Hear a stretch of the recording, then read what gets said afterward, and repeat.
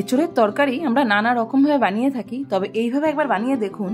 এই স্বাদ কিন্তু দুর্দান্ত হয় এবং খুব সহজে এবং খুব তাড়াতাড়ির মধ্যে কিন্তু এই রেসিপিটা রেডি করা যায়।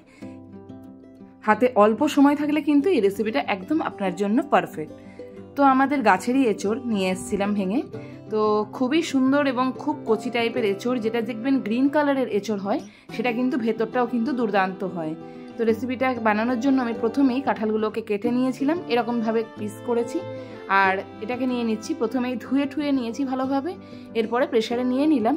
এর মধ্যে দিয়ে দিচ্ছি কেটে রাখা আলুগুলো। যে সাইজের আমি কাঁঠাল নিয়েছিলাম বা এঁচোড় নিয়েছিলাম সেই সাইজের আলু কেটে নিয়েছি এবং একটা প্রেসার কুকারের মধ্যে দুটো জিনিস নিয়ে পরিমাণ মতো জল দিয়ে এটাকে কিন্তু 2টো সিটি দিয়ে নামিয়ে রেখে দিয়েছি।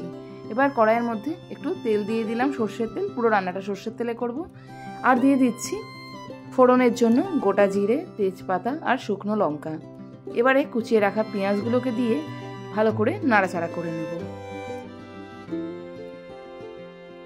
আর এখানে পেস্ট নিয়ে নিচ্ছি জিরে, আদা, কাঁচা লঙ্কা আর রসুন, এটা পুরোটা একসাথে পেস্ট করেছি। আর এবারে দিয়ে দিলাম একটুখানি কালারের জন্য হলুদ, এই দেখুন এতটা পরিমাণ হলুদ। আর এবারে দিয়ে দিলাম কাশ্মীরি রেড চিলি পাউডার। এবারে পুরোটাকে ভালোভাবে নাড়াচাড়া করে নিচ্ছি। যখন একটুখানি দেখবো মশলাটা হয়ে এসছে, এবারে দিয়ে দিচ্ছি টমেটো বাটা। টমেটোটা একটু বেশি পরিমাণে দিলাম যাতে খেতে বেশ সুন্দর লাগে, একটু টকটক লাগবে। আর দেখুন টমেটো দেওয়ার পরে কিন্তু মশলাটাকে আরও বেশ কিছুক্ষণ আমাকে কিন্তু চালিয়ে নিতে হবে এবং তেল যতক্ষণ না বেরিয়ে আসছে মশলাটাকে কিন্তু আমাকে কষাতে হবে, যেহেতু আলু আর এঁচোড় ভালোভাবে সিদ্ধ করা হয়ে গেছে।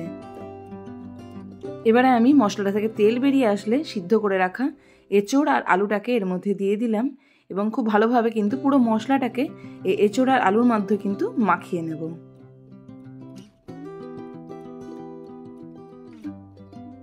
এবারে আমি দিয়ে দিচ্ছি স্বাদ মতো নুন আর স্বাদ মতো চিনি একটু এই এঁচোড়ে লাগে। আর দিয়ে দিলাম আমার বাড়িতেই বানিয়ে রাখা গরম মশলা। এবার এটাকে ভালো করে কিন্তু ওপর থেকে নিচ অবধি আমাকে চালিয়ে নিতে হবে যাতে নুন, চিনি এবং পুরো মশলা আমার তরকারির মধ্যে ভালোভাবে মিশে যায়। আর দেখুন কি সুন্দরভাবে কিন্তু এটা কিছুক্ষণ রেখে দিয়েছিলাম, হাফ কাপ জল দিয়েছিলাম, সরি এটা দেখানো হয়নি। বাস এটা দিয়েই কিন্তু খুব জলদি এবং 5 মিনিটের মধ্যে এই মশলা কষানো হয়ে গেলেই 5 মিনিটে আপনি এঁচোড়ের তরকারি এবং পুরো অনুষ্ঠান বাড়ির মতো রেসিপিটা বানিয়ে নিতে পারেন। খেতে দুর্দান্ত হবে। গরম ভাতে বা রুটি যে কোনো কিছুর সাথে কিন্তু এই রেসিপি আমাদের দারুণ লাগে।